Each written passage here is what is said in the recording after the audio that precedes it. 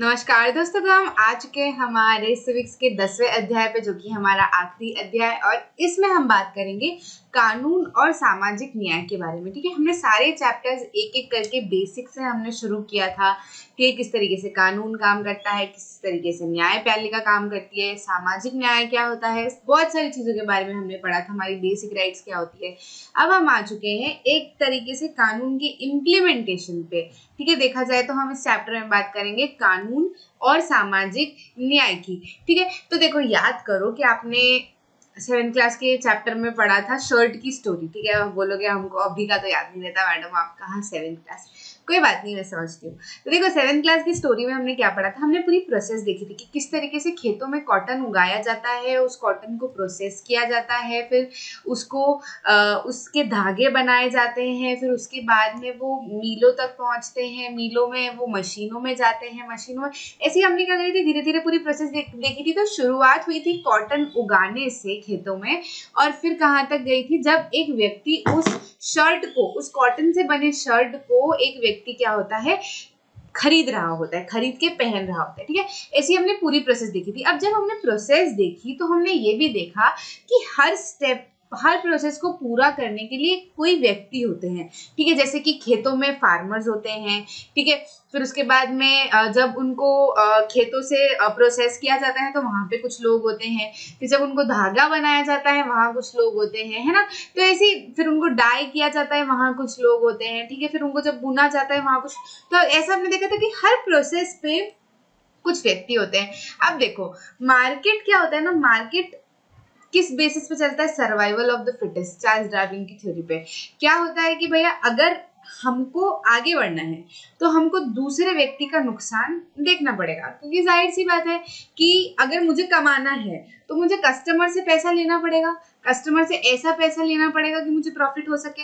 तो यहाँ पर कई बार क्या हो जाते हैं, जो शॉपकीपर होते हैं, जो दुकानदार होते हैं, वो क्या करते हैं, जरूरत से ज्यादा ही, मतलब एक एमआरपी से ज्यादा ही, मैक्सिमम रिटेल प्राइस से भी ज्यादा पैसा कई बार देख के कि नहीं यार ये इसको चल जाएगा, तो अपन क्या करते हैं, उससे भी ज्यादा पैसा थोड़ा सा अपन ऐंठने की कोशिश करते हैं। तो ऐसे में क्या होता है, हम किसको एक्सप्लॉइट कर रहे हैं, कस्टमर को। क्यों कर रहे हैं, अपने फायदे के लिए। ठीक है, तो अगर हमको आगे बढ़ना है तो कहीं ना कहीं, और फिर ये मार्केट के आप किसी व्यक्ति से बात करोगे कि ऐसा क्यों होता है, तो वो यही बोलेगा कि करना पड़ता है, सब करते हैं, है ना। तो बात ये होती है कि जब किसी को आगे बढ़ना है, जो आगे बढ़ना चाहता है, जो इस भेड़ में, मतलब जो भेड़ चाल में जो पूरी है ये, इसके अंदर अगर उसको आगे निकलना है तो उसको कहीं ना कहीं दूसरे व्यक्ति का नुकसान करना ही पड़ेगा। ठीक है, जैसे कि यहाँ पर भी पिछले वाले व्यक्ति का कुछ नुकसान हो गया, यहाँ पिछले वाले व्यक्ति का कुछ, ऐसे करके जो दुकानदार है वो क्या करेगा, बहुत ज्यादा, जैसे फार्मर ने जिस प्राइस में कॉटन उगाया है, ये दुकानदार जो है उसे बहुत कई अधिक पे क्या करेगा, इसको बेचेगा, है ना। तो ये यहाँ पे तो ये सस्ता पड़ता है, लेकिन यहाँ ये कितना महंगा हो जाता है।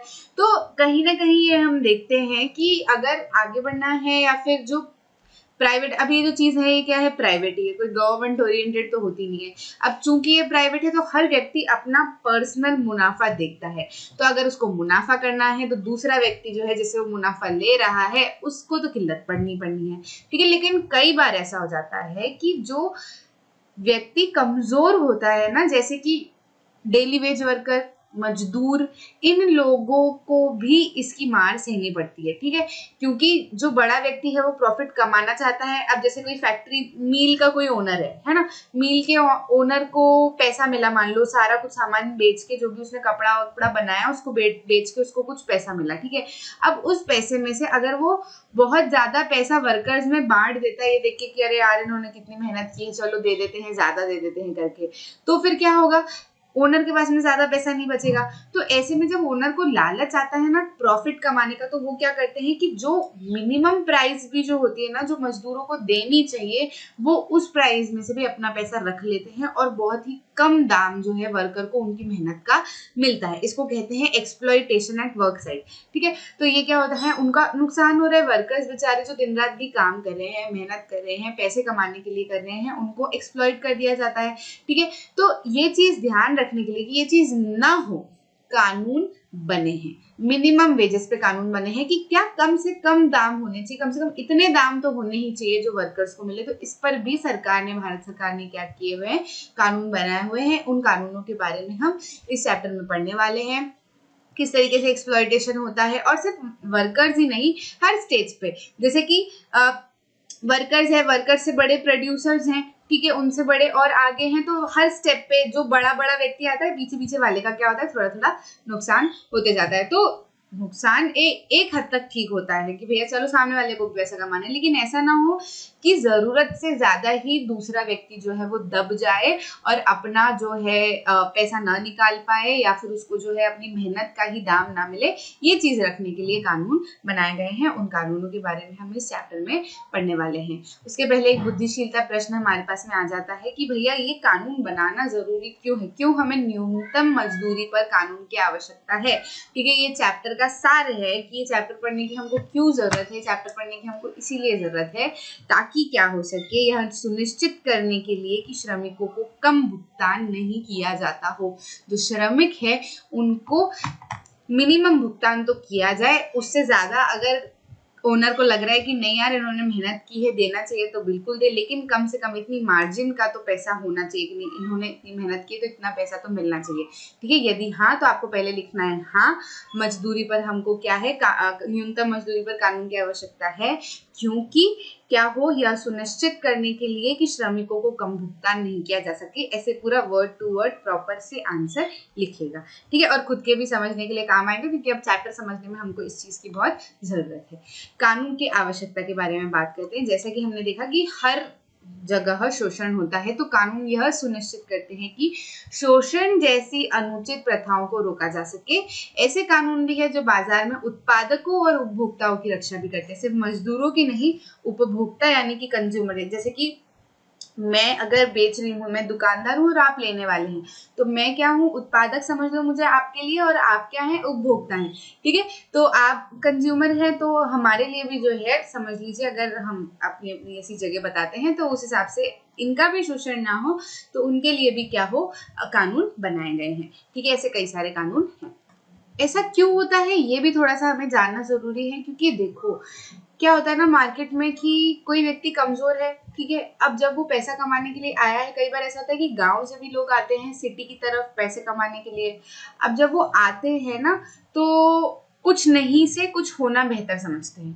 ठीक है, कि चलो कुछ काम नहीं है तो चलो ये काम कर लेते हैं। अब जब उनको कम पैसा दिया जाता है, ठीक है, तो वो क्या करें, वो बहस किस बेसिस पे करे कि हमारी मेहनत जितना पैसा नहीं मिला है हमको। अगर वो बहस करे और मान लो सामने वाले ने उन्हें निकाल दिया, तो ऐसा अक्सर व्यक्ति सोचता है कि अगर यदि मुझे निकाल दिया जाएगा तो मुझे जो मिल रहा है वो भी मुझे नहीं मिलेगा, तो इससे बेहतर है जितना है वो ले लो और आगे बढ़ने दो।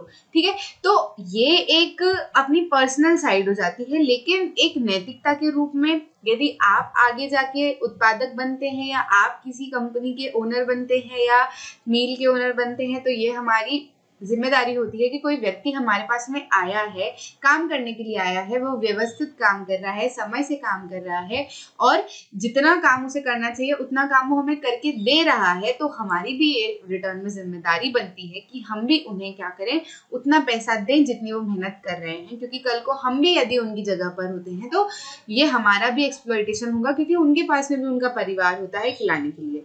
ठीक है, वो भी इंतजार कर रहे होते हैं कि भैया जो वो व्यक्ति हमारे घर से शहर की तरफ गया है वो पैसा हमको महीने के एंड में भेजेगा। ठीक है, और खुद का भी खर्चा उन्हें निकालना होता है। तो ये तो एक नैतिक साइड हो गई। क्यों, क्योंकि ये बताना जरूरी है ना। चैप्टर पढ़ रहे हैं तो ऐसा नहीं कि सिर्फ आंसर के लिए पढ़ रहे हैं और सीखा कुछ भी नहीं। ठीक है, तो ये थोड़ी नैतिकता हर व्यक्ति में आनी चाहिए। अगर हर व्यक्ति में आई तो ये जो कानून बनाए गए हैं ये कानून क्या हो, इम्प्लीमेंट होंगे। ठीक है, क्योंकि अगर हमारे अंदर अब इम्प्लीमेंट करने हैं तो क्या होगा, इम्प्लीमेंट करने के लिए क्या करना चाहिए कि जो गवर्नमेंट ऑफिशियल्स हैं, जो कलेक्टर हैं, या फिर तहसीलदार हैं, या पटवारी हैं, या फिर जो डिस्ट्रिक्ट की पोस्ट पे रहते हैं, उनको क्या करना चाहिए, समय समय पे साइट निरीक्षण करने आना चाहिए, इंस्पेक्शन करने आना चाहिए कि भैया किस साइट पे कैसा काम हो रहा है, किसी मजदूर को कोई परेशानी तो नहीं आ रही है, किसी को पैसा तो नहीं काटा जा रहा। क्योंकि ये कानून बनाए गए तो इन कानून की रक्षा करने का किसकी जिम्मेदारी है? एक तो उन ऑफिशियल्स की और एक हमारी खुद की भी, कि हम किसी पोस्ट पे है और हम इस लायक हैं कि हम किसी का पेट भर सकते हैं, तो हमारी जिम्मेदारी है कि हमें पेट भरने की अगर जिम्मेदारी ली है तो हम व्यवस्थित तरीके से पेट भरे। ऐसा नहीं कि आदत दे दिया चलो तुम नहीं करना तो जाओ तुम, ठीक है। अक्सर ऐसा होता है जब व्यक्ति के पास में पैसा आ जाता है ना, तो फिर वो सोचता है कि नहीं हम बड़े हैं तो ये क्या है, क्या नहीं करना मत करो, दूसरे हम 10 लेकर आ जाएंगे, ठीक है। लेकिन ऐसा नहीं होता है।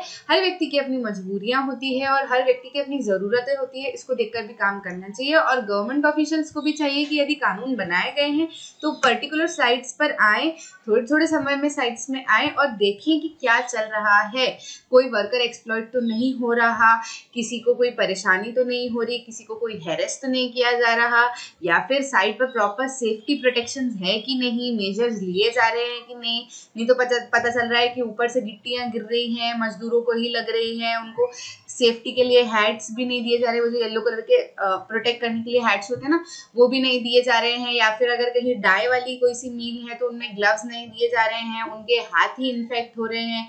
तो ये सारी सुविधा किसको ध्यान रखनी चाहिए? गवर्नमेंट ऑफिशियल्स को भी, प्लस ओनर्स को भी, और वर्कर्स को भी ये चाहिए कि यदि ऐसी सारी चीजें ना मिले तो वो उस चीज पर हक से सवाल खड़े करें। यदि आपके आसपास में, घरों के आसपास में ऐसी बस्तियां हैं, या फिर आप देखते हो कि ऐसे कुछ लोग हैं जो कहीं पर जाकर काम करते हैं और उनको ये सुविधाएं नहीं दी जाती, तो आप उन्हें बताइए कि ये उनका अधिकार है, संविधान की तरफ से उन्हें अधिकार दिया गया है कि यदि ऐसी कंडीशन उन्हें फेस हो तो बिल्कुल जाकर कंपनी के खिलाफ या फिर ओनर के खिलाफ केस दर्ज करवा सकते हैं, क्योंकि ये उनका मौलिक अधिकार है।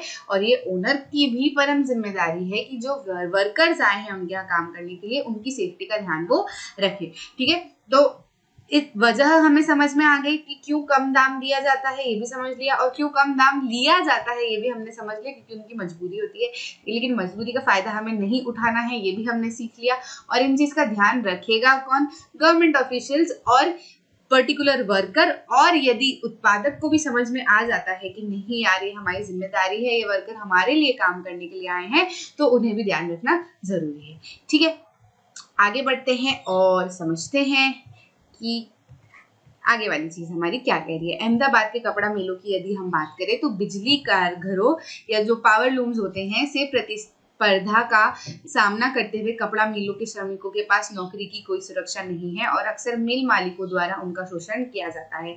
अक्सर हमें ये देखने को मिलता है, बहुत ही ज्यादा केसेस में हमको देखने को मिलता है कि प्रतिस्पर्धा के रूप में जब वो चीजें होती है तो कई बार क्या होता है कि आगे बढ़ना है हमको और हमारे पास में ज्यादा प्रॉफिट होना चाहिए, तो वर्कर्स का पैसा छीन लो, वर्कर का पैसा खा लो, और खा तो लिया। अब जैसे सिक्योरिटी के लिए या फिर सेफ्टी के लिए क्या होना चाहिए, पर्टिकुलर प्रावधान होने चाहिए हर साइट पे, भले वो कंस्ट्रक्शन साइट हो या फिर कोई सी मील हो या कोई भी जगह हो, जो मजदूर हैं उनके लिए क्या होना चाहिए, प्रॉपर सेफ्टी होनी चाहिए, सीसीटीवी कैमराज होने चाहिए, यदि कंस्ट्रक्शन साइट है तो सिर पे हैट्स होने चाहिए, डाइंग वाली जगह है तो ग्लव्स होने चाहिए, ठीक है। अगर कुछ टॉक्सिक गैस वाली जगह है या फिर केमिकल फैक्ट्री है तो मुंह पे मास्क, प्रॉपर सिर पे वो जो कपड़े वाली आती है टोपी, वो होनी चाहिए, ताकि क्या हो कि उनको परेशानी ना हो, है ना, क्योंकि वो तो हमारे यहाँ पे काम करने आए हैं, उनकी कंपनी थोड़े है, काम करने आए हैं ना, वो तो उनकी जिम्मेदारी किसकी बनती है, ओनर्स की बनती है। लेकिन ओनर्स क्या करते हैं, उनको प्रॉफिट कमाना होता है, तो वो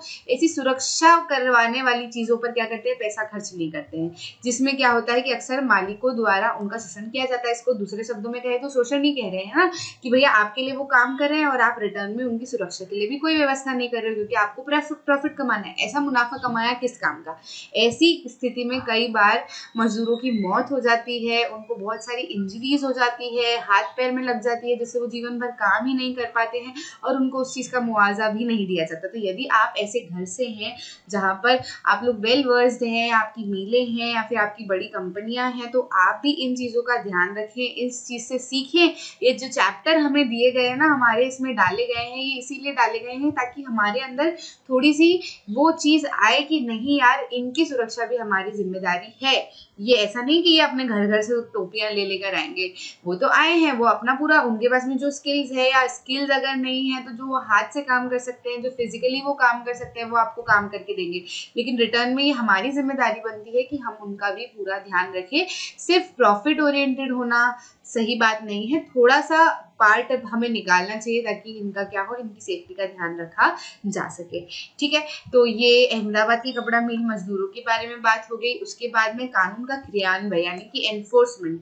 अब कानून बनाया तो है लेकिन ध्यान रखना जरूरी है, तो सरकार को सामाजिक न्याय सुनिश्चित करने के लिए कानून बनाने, लागू करने और बनाए रखने द्वारा निजी कंपनियों की गतिविधि को नियंत्रित करना चाहिए। जैसे कि मैंने आपको बताया था कि गवर्नमेंट ऑफिशियल्स को पर्टिकुलर टाइम्स पे आना चाहिए, समय समय पर आना चाहिए या फिर बिना बताए आ जाना चाहिए, जिससे कि क्या हो कि मीलो मतलब जो भी प्राइवेट कंपनियां हैं, निजी कंपनियां हैं, उनके ओनर्स को भी डर रहे कि नहीं यार हमारे डिस्ट्रिक्ट के जो ऑफिशियल्स हैं वो ध्यान रखते हैं, कभी भी आ जाते तो नहीं, हमको क्या करना है, ध्यान रखना है। डर के मारे ही कहीं क्या हो कि वो ध्यान रखने की कोशिश करें। ठीक है, क्या होता है कि पूजा पाठ अगर किसी को करवानी है तो कह दो नहीं करोगे तो पाप लगेगा। ठीक है, या फिर अचानक से जाकर उसको कह दो कि अरे तुम्हारे साथ में तो ऐसा हो जाएगा। ठीक है, तो वही वाली बात होती है, डर पैदा करना थोड़ा सा जरूरी होता है। अब पुलिस क्या है, आजकल पुलिस मारती नहीं है, लेकिन आ जाए बस तो खौफ पैदा किया हुआ है क्योंकि पहले बहुत मारा हुआ है। ठीक है, तो एक डर पैदा करना बहुत जरूरी है कि नहीं यार हमारे ऊपर दिक्कत हो सकती है, अगर हमने इन कानूनों को तोड़ा तो हमारे ऊपर स्ट्रिक्ट एक्शन लिया जाएगा। ठीक है, तो ये सुनिश्चित करने के लिए कानून बनाने, ऐसा नहीं कि सिर्फ बना दिया, पार्लियामेंट में बिल पास हो गया तो बस काम खत्म, उसको लागू करना है और उसको बनाए रखने के लिए भी निजी कंपनियों की गतिविधियों पर नियंत्रण करना बहुत जरूरी है। या फिर अगर गवर्नमेंट ऑफिशियल आपकी साइड पर नहीं आ रहे और आपने कहीं पे देखा है कि नहीं यार हम उस साइड पर गए थे और हमने देखा कि वहां तो ये दिक्कतें हैं, मजदूरों को प्रताड़ित किया जा रहा है या डांटा जा रहा है या कहीं हाथ उठाया जा रहा है या फिर उनके लिए सेफ्टी मेजर्स नहीं दिए जा रहे हैं, तो आप भी कंप्लेन कर सकते हैं। बिल्कुल, पीआईएल के बारे में तो हमने पढ़ा ही हुआ है। ठीक है, कोई भी व्यक्ति दूसरे व्यक्ति के एक्सप्लॉयटेशन पे अगर वो देख रहा है कि नहीं इसको परेशानी की जा रही है तो वो पीआईएल क्या बोलते हैं लिखवा सकते हैं, तो पीआईएल दर्ज करवा सकते हैं। ठीक है, तो ये चीज आप भी कर सकते हैं। ठीक है, कानून का सार्वजनिक आधार। ठीक है, कॉन्स्टिट्यूशनल बेसिस अगर देखा जाए तो शोषण के खिलाफ अधिकार, राइट अगेंस्ट एक्सप्लॉयटेशन, ये क्या है, ये हमारी एक फंडामेंटल राइट है। बंधन या कम मजदूरी के तहत श्रम को प्रतिबंधित करता है। ठीक है, कम मजदूरी यानी कि लो वेजेस, यदि किसी को जरूरत से कम पैसा दिया जा रहा है तो वो क्या होगा, राइट अगेंस्ट एक्सप्लॉयटेशन होगा। ठीक है, और आप क्या कर सकते हैं, अपने मौलिक अधिकार के तहत या फिर इस अधिकार के तहत क्या कर सकते हैं, कंप्लेन कर सकते हैं। ठीक है, और बंद भी करा हुआ है कि नहीं कम मजदूरी जो है वो नहीं दी जाएगी, जितना आपने श्रम किया है इतनी मजदूरी तो आपको देना ही देना चाहिए। ठीक है, तो इसके तहत क्या किया गया है, श्रम को प्रतिबंधित किया गया है। ठीक है, बंधन या फिर कम मजदूरी को प्रतिबंधित किया गया है। बंधन मतलब क्या, एक बॉन्ड, कई बार ऐसे बोल दिया जाता है कि नहीं अब आप आए हैं तो आपको काम करना ही पड़ेगा, भले उसको काम करना नहीं पसंद आ रहा हो। ठीक है, यदि उसको काम करना पसंद नहीं आ रहा है उस साइड पे तो वो बॉन्ड को तोड़कर भी जा सकते हैं, ये उनका अधिकार है, क्योंकि उन्हें नहीं पता था कि आपके यहाँ की सिचुएशन कैसी है। उनको तो ऐसा शुरुआत में लुपुर चुपुर कर दिया गया कि यार हमारे यहाँ तो ऐसा काम होता है, ऐसा काम होता है, ऐसा काम होता है, फिर बॉन्ड साइन करवा लिया, पता चले कि उनको जम ही नहीं रहा है काम करना, वो अपने मन के अगेंस्ट होकर काम कर रहे हैं। ठीक है, तो फिर वो चीज भी नहीं है। यदि आपको नहीं पसंद आ रहा, भले वो मजदूर ही क्यों ना हो, बहुत गरीब व्यक्ति ही क्यों ना हो, आप उसको प्रताड़ित नहीं कर सकते कि नहीं अब करना ही पड़ेगा, बॉन्ड साइन हो गया तो नहीं। अगर किसी व्यक्ति को काम करना पसंद नहीं आ रहा है किसी भी परिस्थिति में तो वो बिल्कुल छोड़ सकता है। किसके आधार पर, इसके आधार पर। ठीक है, आगे समझ में याद रखना अगली बार। ठीक है, और कम मजदूरी भी यदि किसी को मिल रही है तो भी वो काम वहां से छोड़ सकता है। ठीक है, किसके आधार पर, इसके आधार पर। 14 वर्ष से कम उम्र के किसी भी बच्चे को कारखानों, खदानों या किसी अन्य खतरनाक रोजगार में नहीं लगाया जा सकता। 2011 में जो जनगणना हुई थी, 2011 जनगणना के अनुसार ये पाया गया था कि 4 मिलियन से ज्यादा बच्चे, मतलब जितने बच्चे हैं उनमें 4 मिलियन से ज्यादा बच्चे जो हैं कम उम्र के बच्चे, उनको हजार्डस यानी कि रिस्की जगहों पर काम करते पाया गया था। ठीक है, तो फिर क्या हुआ था, जैसे 1986 में क्या हुआ था, 1986 में एक एक्ट बनाया गया था। उस एक्ट का नाम था हमारा child labour prohibition and regulation act. ठीक है, 1986 में बनाया गया था, जिसमें चाइल्ड लेबर को मतलब बाल श्रमिक को क्या किया था, बाल मजदूरी को क्या किया था, सख्त खत्म कर दिया गया था कि नहीं बाल मजदूरी नहीं होगी। ठीक है, अब ये एक्ट बनाया गया था कि मतलब बंद करना है और जो कुछ स्थिति में रेगुलेट करना है, इसको क्या किया गया, ये 2011 की जनगणना को देखते हुए, देखो 1986 में तो ये एक्ट बन चुका था, है ना। अब 2011 की जब जनगणना हुई तो ये संख्या पाई गई। फिर क्या किया 2016 में, मतलब 2011 में देखा गया जनगणना के अनुसार कि भैया 4 मिलियन प्लस है। तो फिर 2016 में क्या किया गया, ये वाला जो एक्ट था इसको थोड़ा सा इसके अंदर अमेंडमेंट किए गए, यानी कि चेंजेस किए गए।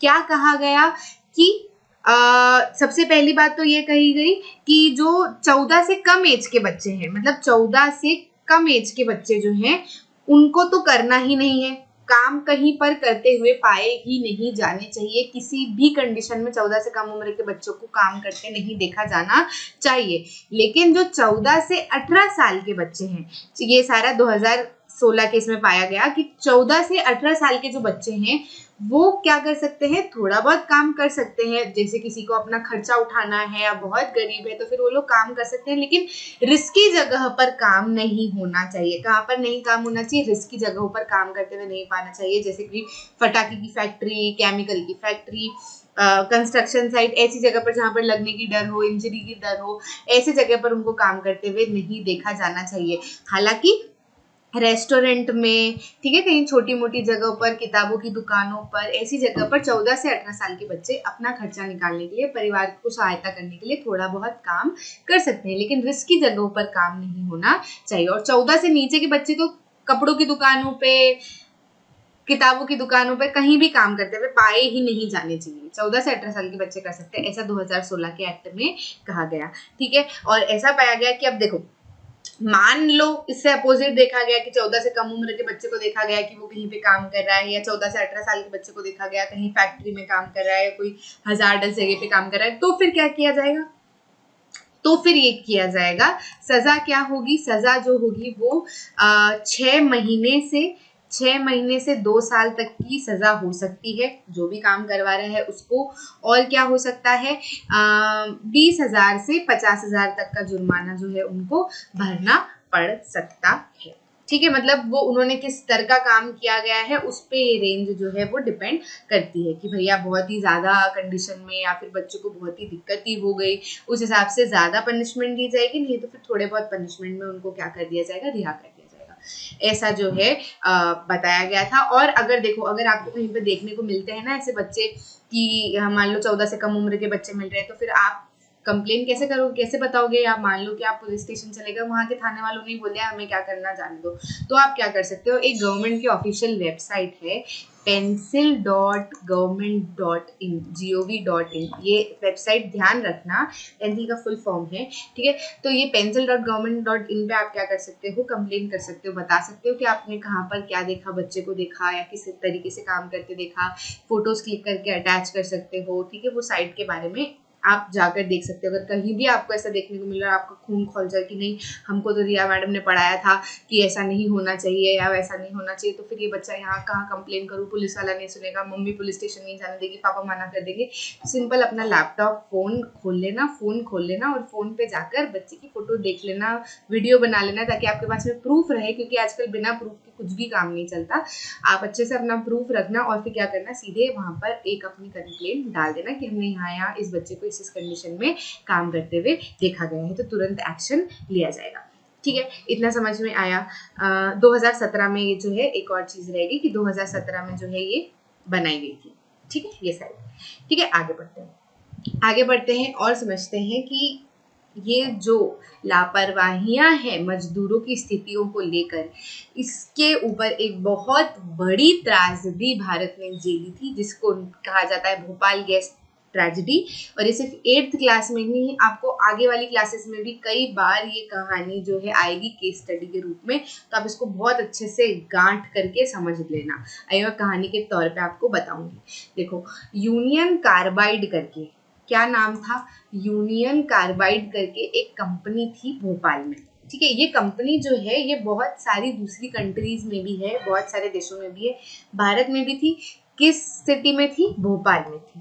ठीक है। अब ये यूनियन कार्बाइड क्या करती थी, ये पेस्टिसाइड बनाती थी, जो पशु को मतलब वो जो छोटे छोटे कीड़ों मारने की जो दवाइयाँ होती है ना, जो खेतों में छीटी जाती है ना, वो पेस्टिसाइड ये बनाती थी। ठीक है। अब ये पेस्टिसाइड बनाती थी, तो पेस्टिसाइड कैसे होते हैं, पेस्टिसाइड्स कैसे होते हैं, पेस्टिसाइड्स कैसे होते हैं, जहरीले होते हैं। ठीक है। मनुष्य के कांटेक्ट में पेस्टिसाइड्स नहीं आने चाहिए, अगर पी लिया तो वो जहर है, मर जाएगा इंसान। ठीक है। या फिर कहीं लीक हो गया, सांसों में चला गया, रेस्पिरेशन में चला गया तो मर जाएंगे। ठीक है। तो ये क्या होता है, पेस्टिसाइड बनाती थी यूनियन कार्बाइड। ठीक है।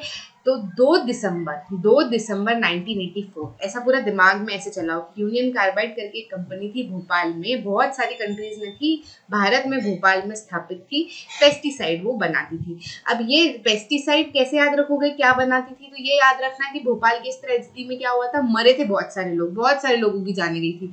तो जाहिर सी बात है कुछ पॉइजनस चीजें होगी, जहरीली चीज होगी जिससे जान गई होगी। ठीक है। तो पेस्टिसाइड याद आ जाएगा। ठीक है। पेस्टिसाइड वो बनाती थी। ठीक है। तो 2 दिसंबर, अब ये तो बहुत समय से चल रहा था वहां पे काम, लेकिन एक बड़ा भयानक दिन आया भोपाल के लिए। भोपाल में 2 दिसंबर 1984, सन जरूर याद रखना, सन पूछा जाता है, 1984। ठीक है। 1984 ऐसा कर लेना, 19 तो याद रहेगा, 9 से 1 कम और 8 का आधा 4, ऐसे करके कर लेना, कुछ याद आ जाएगा। ठीक है। तो 2 दिसंबर 1984 को मिथाइल आइसोसाइनेट, ये क्या है, केमिकल का नाम है। ठीक है। मिथाइल आइसोसाइनेट एक अत्यधिक जहरीली गैस, एक अमेरिकी कंपनी जो कीटनाशक, ये पेस्टिसाइड को हिंदी में क्या कहते हैं, कीटनाशक। ठीक है। कीटनाशकों का उत्पादन करती है, यूनियन कार्बाइड से रिसने लगी। ठीक है। यूनियन कार्बाइड एक कंपनी थी जो कीटनाशक बनाती थी, कीटनाशक जहरीले होते हैं, अब वो हमेशा मतलब बहुत समय से बना रही थी। 1984, 2 दिसंबर 1984 को क्या हुआ कि अभी जो पेस्टिसाइड होते हैं बहुत तरीके के होते हैं। ठीक है। अलग अलग तरीके के होते हैं, तो इनका एक टाइप है ये मिथाइल आइसोसाइनेट, ये भी आपको नाम याद रखना पड़ेगा, मिथाइल आइसोसाइनेट, बहुत इजी है, मिथाइल आइसोसाइनेट। ठीक है। 2-4 बार बोल लो मेरे साथ में, मिथाइल आइसोसाइनेट। तो क्या हुआ, ऐसे अपने दिमाग में ऐसे इमेजिन करो कि आप सो रहे हो 2 दिसंबर 1984, जैसे वो क्राइम पेट्रोल वगैरह में नहीं होता, जैसे 2 दिसंबर 1984 लिखा हुआ आया, यूनियन कार्बाइड की आपको ऐसी बिल्डिंग दिखी, बहुत बड़ी फैक्ट्री। ठीक है। आप सो रहे हो, अब यूनियन कार्बाइड में अंदर क्या हो रहा है, काम चल रहा है, पेस्टिसाइड बना रहे हैं, कीटनाशक बना रहे हैं, जिसमें से एक बड़ा सा टैंक ऐसे इमेजिन करो, बहुत बड़ा सा, जिसके ऊपर लिखा हुआ है मिथाइल आइसोसाइनेट।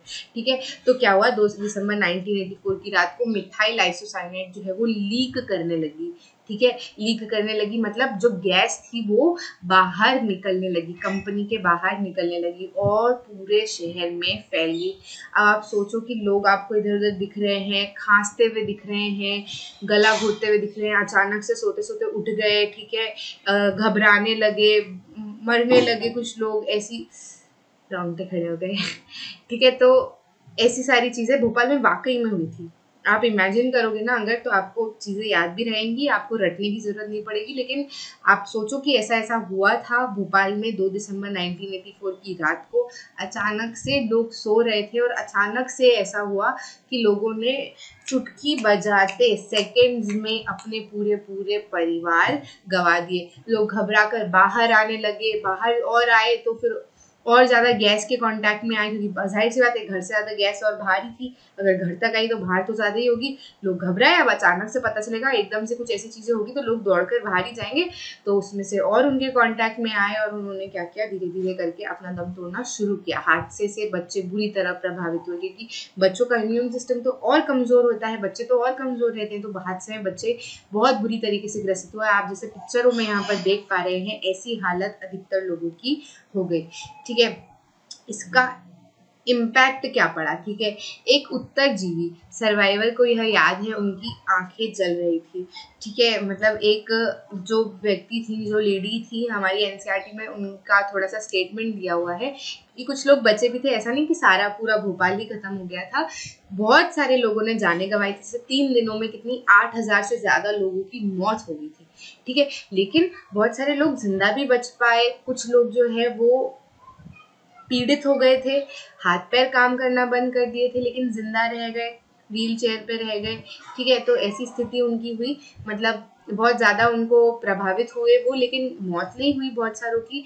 तो जो बच गए थे उनमें से एक ने ऐसा बताया कि ये जो पूरी कहानी मैंने आपको बताई ना, इस तरीके से उन्होंने पूरी कहानी बयां की कि ऐसा हुआ, अचानक से गैस लीक की, वो सो रहे थे, अचानक से सब खांसने लगे, बाहर आए तो गैस कहीं पर धुआं ही धुआं था और सांस लेने तक नहीं बन रही थी, आंखें जलन कर रही थी। ठीक है, ऐसी जो है उन्होंने पूरा अपनी कहानी बताई। 3 दिनों में 8,000 से ज़्यादा लोगों की क्या हो गई, मौत हो गई।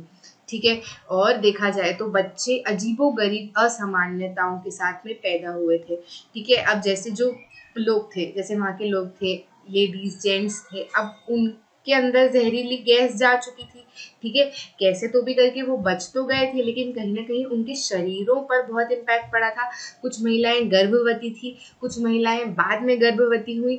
तो जब वो गर्भवती हुई और जब उनको बच्चे हुए, तो बच्चे जो है वो अजीबोगरीब असामान्यताओं के साथ में पैदा हुए। मतलब किसी को हाथ पैर, जैसे आप देख पा रहे हो, वो जो बच्चा आपको फोटो में दिख रहा है, आप समझ जाओगे कि किस तरीके की असामान्यताएं बच्चों, जो पैदा होने वाले बच्चों में भी देखने को मिली, क्योंकि बच्चे अक्सर नॉर्मल इस तरीके से नहीं पैदा होते हैं। कुछ ना कुछ शरीर में परेशानी रह जाती है लेडी की या फिर जेंट्स की वजह से, या फिर कुछ शरीरों की कमियों के कारण, या फिर शरीरों में कुछ जहरीले उत्पादों के कारण क्या होता है, बच्चों पर ऐसा असर पड़ता है। तो इस तरीके का असर बच्चों पर पड़ा, तो जब वो पैदा हुए तो वो असामान्यताओं के साथ में पैदा हुए। यूनियन कार्बाइड ने कई जहरीले रसायन छोड़े। फिर क्या हुआ कि जब ऐसी पूरी त्रासदी हुई, फिर उसके बाद में केस हुआ, यूनियन कार्बाइड जो है छोड़कर चली गई भारत, मतलब जो हमारी भोपाल वाली जगह थी वो छोड़ के चली गई, दूसरी कंपनी ने वो जगह ली। और जो यूनियन कार्बाइड ने जब वो जगह छोड़ी, तो जो भी सारा जहरीले पदार्थ थे वो उन्होंने क्या किया, नदियों में बहा दिए। ठीक है, नदियों में बहा दिए, तो उसकी वजह से और लोगों को परेशानी हुई, क्योंकि कहीं ना कहीं पीने के पानी से या फिर नदियों के तौर पर भी उनको जो है बहुत सारी दिक्कतें झेलनी पड़ी। ठीक है, शारीरिक रूप से, मानसिक रूप से बहुत वहां पर इम्पैक्ट पड़ा भोपाल में। ठीक है, तो यूनियन कार्बाइड ने कई जहरीले रसायन छोड़ दिए। ठीक है, अब यहाँ पर यूनियन कार्बाइड जो कंपनी थी उसका क्या रोल था, जैसे गैस लीक हुई तो कुछ गलती तो हुई होगी, तभी गैस लीक हुई, इतने सालों से काम चल रहा था, या दूसरे शहरों में ऐसी बड़ी त्रासदी अभी तक देखने को नहीं मिली, तो कुछ तो गड़बड़ी हुई होगी। ठीक है, तो जब इन्वेस्टिगेशन टीम बिठाई गई सुप्रीम कोर्ट के द्वारा देखने के लिए कि भैया क्या गड़बड़ हुई थी, तो ये देखा गया कि लागत में कटौती करने के लिए आवश्यक सुरक्षा उपायों की जानबूझकर लापरवाही की गई। जैसा कि मैंने आपको शुरुआत में बताया था, अक्सर बड़ी कंपनियां ये लापरवाही करती है कि भैया अपना मुनाफा, ज्यादा से ज्यादा पैसे बचाएंगे तो ज्यादा से ज्यादा मुनाफा होगा, तो पैसे कहाँ से बचाएं, वो पैसे जो सिक्योरिटी में, जो सेफ्टी में खर्च होता है। ठीक है, कि कहीं कहीं वो अलार्म लगा दिया, गैस लीक हुई तो अलार्म बज गया, ऐसे वहां कोई भी अलार्म नहीं थे। वहीं ये चीज देखी गई कि ये जो यूनियन कार्बाइड की जो दूसरी संस्थाएं थी, दूसरी कंट्रीज में, दूसरी शहरों में, या दूसरे शहर के, या दूसरे देशों में, वहां पर उन्होंने बहुत सारे सेफ्टी मेजर्स लगाए हुए थे, सीसीटीवी कैमराज लगाए हुए थे, अलार्म लगाए हुए थे। ठीक है, ऐसी सारी चीजें। लेकिन भारत में जो उनकी संस्था थी, मतलब जो उनका ब्रांच थी भोपाल में, वहां पर ऐसा कुछ भी उन्होंने नहीं कर रखा था। क्यों नहीं कर रखा था, क्योंकि उनको क्या, खुद का मुनाफा देखना था, और यहाँ उन्हें ये भी पता था कि श्रमिक जो है वो कम सारी डिमांड में भी काम कर लेते हैं, तो उन्होंने कोई भी सेफ्टी मेजर नहीं रखा हुआ था। गैस जैसे ही थोड़ी लीक हुई, किसी को पता नहीं चला, और गैस पूरी तरीके से लीक पूरे शहर में हो गई। यदि थोड़ा बहुत भी सेफ्टी मेजर होता कि गैस लीक हुई, अलार्म बजा, किसी ने बंद कर दिया, देख लिया, ठीक है, तो कुछ फटाफट से, क्योंकि वो अंदर वाले लोगों को तो पता होता है ना कि भैया कैसे क्या ऐसी स्थिति संभालनी है, लेकिन किसी को पता ही नहीं चला, और गैस धीरे धीरे करके पूरे शहर में फैल गई। जब तक वो रोक पाते तब तक तो सारा काम तमाम हो चुका था। ठीक है, वो क्यों हो चुका था, क्योंकि लागत में कटौती थी, कि अगर वो सीसीटीवी कैमरे या अलार्म ये सारी चीजें लगाते तो उनके पैसे लगते, है ना। तो इसके लिए उन्होंने क्या किया, आवश्यक सुरक्षा उपायों की जानबूझकर क्या की, लापरवाही की। आपदा की जिम्मेदारी लेने से इनकार कर दिया गया। उन्होंने आपदा की जिम्मेदारी लेने से इनकार कर दिया गया कि हमारी गलती नहीं है। ठीक है, यूसी यानी कि यूनियन कार्बाइड ही, यूनियन कार्बाइड यानी यूसी। ठीक है, यूसी के खिलाफ $3 अरब के मुआवजे का मामला दायर किया गया, जिसमें से उसने सिर्फ $470 मिलियन का भुगतान किया। ठीक है, $470 मिलियन का ही उन्होंने भुगतान किया, जबकि उनके ऊपर $3 अरब का केस लगाया गया था। यूसी ने संचालन बंद कर दिया, लेकिन अपने पीछे कई जहरीले रसायन को छोड़ दिया, जिन्होंने भूजल को दूषित कर दिया। ठीक है, अब मैंने बताया ना कि वो तो छोड़कर चली गई, ठीक है, उन्होंने संचालन बंद कर दिया। जब संचालन बंद किया तो जो भी उनके जहरीले रसायन अंदर थे उनको उन्होंने क्या किया, नदियों में छोड़ दिया। अब नदियों में छोड़ा तो नदी किससे जुड़ी हुई है, जमीन से जुड़ी हुई है, तो कहीं ना कहीं पानी, रसायन क्या, रसायन भी तो फ्लूइड ही होते हैं, है ना, मतलब लिक्विड ही होते हैं, तो वो क्या है, जमीन से भी तर तर करके सारी जमीनों में भी कहीं हद तक फैल गए। अब जब वो फैले तो फिर लोगों का क्या हुआ, जो ग्राउंड वाटर होता है, जैसे कुएं हैं, लेक हैं, तालाब हैं, ये भी क्या हुए, दूषित हो गए। ऐसी सारी परिस्थितियां जो है भोपाल में हुई। ठीक है, न्याय के लिए संघर्ष अभी भी जारी है। जैसा कि मैंने आपको बताया कि ऐसा नहीं है कि वो जब गैस लीक हुई थी तभी तक लोगों को परेशानी हुई, वो गैस लीक तो हो गई लेकिन उसके दुष्प्रभाव पीढ़ियों तक देखने को मिलते हैं, आज भी देखने को मिलते हैं, क्योंकि लोगों के शरीरों तक वो गैस जो है वो रिस गई और जमीनों में वो रिस गई। तो जाहिर सी बात है कि इंसान पानी कहाँ से पिएगा, ग्राउंड वाटर में से पिएगा, किसी के यहाँ बोरिंग खुदा हुआ है, कोई लोग अब जब खेती करते हैं तो वो भी नदियों में से ही पानी लेकर खेती करते हैं, तो कहीं ना कहीं पूरा आसपास का वातावरण ही जो है वो जहरीला हो चुका है। तो वो 1-2 दिन में तो जाने वाला है नहीं, उस चीज को करने में सालों लग गए। 3 दशक बाद भी लोग न्याय के लिए संघर्ष कर रहे हैं। वे मांग करते हैं कि आपराधिक आरोपों का सामना करने वाले यूसी अध्यक्ष एंडरसन का मुकदमा चलाया जाए। ठीक है, ये अध्यक्ष थे एंडरसन, ठीक है, यूसी के सीईओ थे। इन पर मुकदमा क्या करना चाहिए, चलाना चाहिए, क्योंकि इन्होंने कहीं ना कहीं नहीं, पूरी तरीके से इन्हीं की जिम्मेदारी थी, तो इनके ऊपर मुकदमा चलाना चाहिए, क्योंकि ये ही है जो देखा जाए तो सभी के मौत के जिम्मेदार हैं। कहीं हद तक लोगों के परिवार चले गए, पूरी तरीके से एक झटके में पूरे परिवार उजड़ गए, लोगों को इतनी परेशानियां हुई। तो इस चीज के लिए भी स्टेप्स इस तरीके से लेने चाहिए, ऐसे लोगों की डिमांड है। ठीक है, तो इस चीज से हमने क्या सीखा, जो मैं आपको इतनी देर से भाषण दे रही थी ना शुरू में, ये हमने सीखा, इसकी ये रियलिटी है कि जब आप अपने फायदे के लिए दूसरों का नुकसान कर देते हो तो पूरी तरीके से सिर्फ एक पर्टिकुलर इंसान नहीं उस चीज को भुगतता, पूरी कम्युनिटी, पूरा शहर, पूरा देश जो है उस चीज को भुगतता है। ठीक है, तो एक छोटी सी लापरवाही ने पूरा शहर उजाड़ दिया। इसलिए हमारी जिम्मेदारी बनती है कि यदि हम इस काबिल हैं कि हम कहीं बड़ी कंपनी खोल रहे हैं तो हम इस काबिल भी हैं कि हम लोगों की सुरक्षा का ध्यान रखें। सिर्फ हमको उस चीज का रियलाइजेशन होना जरूरी है। ठीक है, यूनियन कार्बाइड और अन्य कंपनियों द्वारा लागत में कटौती, यूसी इन इंडिया जैसी विदेशी कंपनियों के लिए सस्ता श्रम किया गया। ठीक है, यूसी को अगर आप दूसरी कंट्रीज में देखें तो वो उन्होंने सेफ्टी मेजर्स लगा रखे हैं, दाम भी वो देखा जाए तो मजदूरों को इंडिया से कंपैरिजन में ज्यादा देती है। पहली बात तो यूसी को इंडिया में खोलने की क्या जरूरत है, ठीक है, तो यूसी बड़ी कंपनी है। अब यूसी को ये भी सवाल आता है कि यूसी को इंडिया में अपनी कंपनी खोलने की क्या जरूरत पड़ी। देखो, ये जाहिर सी बात है कि भारत में जो श्रमिक है वो सबसे सस्ते श्रमिक माने जाते हैं। क्यों? क्योंकि यहाँ पर रोजगार की कमी है। जब क्योंकि रोजगार की कमी है तो फिर लोगों को थोड़ा बहुत भी यदि काम मिलता है या फिर दिक्कतों में भी काम मिलता है ना, तो फिर वो काम करने के लिए तैयार हो जाते हैं। तो फिर क्यों ना खोले कंपनी ऐसी जगह पर अपनी कंपनी, बड़ी कंपनियां, क्योंकि यहाँ से तो उनको डायरेक्ट मुनाफा हो रहा है ना।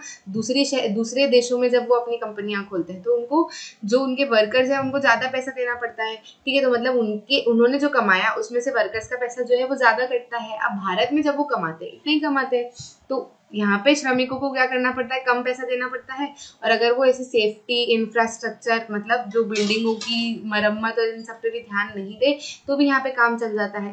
क्यों चल जाता है? क्योंकि लोगों को क्या करना है, पैसा कमाना है। वो इन सारी चीजों पे ध्यान नहीं देते, सोचते हैं कि चलो ठीक है यार, जो मिला है वो कर लेते हैं, ये भी नहीं मिलेगा तो क्या करेंगे। ऐसी स्थिति यहाँ पर हो जाती है। इस वजह से क्या होता है कि बड़ी कंपनियां यहाँ पर खुलती तो है लेकिन ध्यान नहीं देती। तो कहीं ना कहीं ये हमारा पूरा एज अ सिस्टम जो है, हमारे देश का सिस्टम जो है, इसको भी दोष देने की जरूरत है कि हमको रोजगार बनाना चाहिए, हमारे स्टैंडर्ड बनाने चाहिए कि नहीं, हमारे देश के श्रमिकों को इतना पैसा मिलना चाहिए। यदि आप बाहर से आकर हमारे यहाँ पर कंपनी खोल रहे हैं तो आपके पास में फायर को लेकर सुविधा होनी चाहिए, किसी की इंजरी को लेकर सुविधा होनी चाहिए, सारे वर्कर्स के लिए हेल्थ इंश्योरेंस आपकी कंपनी को करवाना चाहिए। ऐसी सारी गाइडलाइन जो है वो हमारे यहाँ पर जारी करनी चाहिए, जो कि आजकल काफी हद तक हो चुकी है। लेकिन इम्प्लीमेंट करना जरूरी है। कानून तो बन जाते हैं लेकिन इम्प्लीमेंट नहीं कर पाते। श्रमिकों की भी कहीं ना कहीं गलती है कि वो उठा नहीं पाते आवाज, लेकिन वो भी कैसे उठाएंगे क्योंकि वो कमजोर हो जाते हैं कि नहीं यार ठीक है चलो कर लेते हैं। लेकिन जो पढ़े लिखे लोग हैं और जो कंपनियां हैं उनको ये अपना मौलिक या फिर नैतिकता के तौर पर जो है इन सारी चीजों का ध्यान रखना चाहिए। खराब काम करने की स्थिति, सुरक्षा उपायों की कमी जैसे खतरनाक तरीकों से लागत में कटौती की गई ठीक है। दुर्घटनाएं आम है लेकिन निर्माण स्थलों पर सुरक्षा के अंदर ही की जाती है।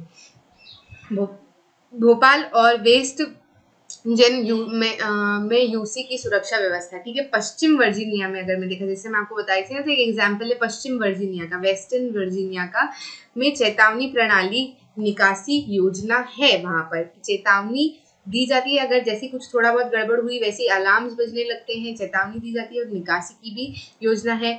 मैनुअल गेज भोपाल में निकासी योजना नहीं थी, ठीक है। जो मैनुअल गेज मतलब एक ऑटोमेटिक सिस्टम होता है ना, वो नहीं था, जो भी किया जाता था हाथ से किया जाता था, ठीक है। और इतने तीखे मतभेदों के कारण उच्च बेरोजगारी दर, श्रम की उपलब्धता होती है, श्रमिकों को आसानी से बदला जा सकता है, श्रमिकों की वैधता, वल्नरेबिलिटी का शोषण होता है। ऐसी सारी चीजों के बारे में हम बात कर चुके हैं और ऐसी सारी चीजें देखने को मिलती हैं, ठीक है।